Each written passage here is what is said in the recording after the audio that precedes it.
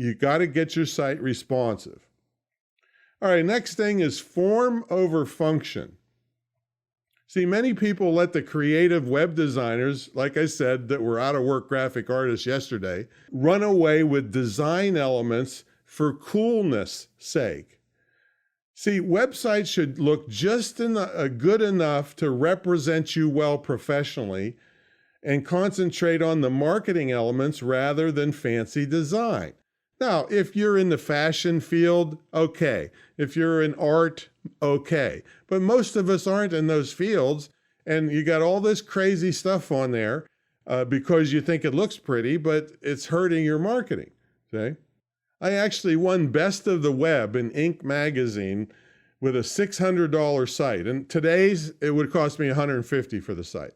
At the time, it was $650, and it beat out 3 other $1 million websites and got Best of the Web in Inc. magazine. And the blind panel, that doesn't mean they were blind and couldn't see my site, all right, but they didn't know who owned what, chose me the winner, and their comments were, we could find what we wanted fast and get around the site easily.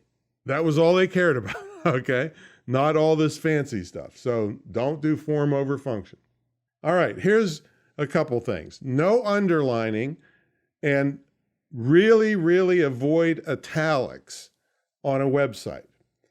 So first of all, if you underline something on a website, underlining means to people you can click on it. And so when they click on it and it's not clickable, it's just underlined for some kind of emphasis, then they think something's wrong with your site. Now, again, you do not want people thinking that, they make a decision like almost instantly. One study said 1/20th of a second, all right, if they're going to stay at your site. You don't want to give them excuses to think this site is not up to snuff, it's not modern enough, it doesn't work. So underlining is an absolute no-no.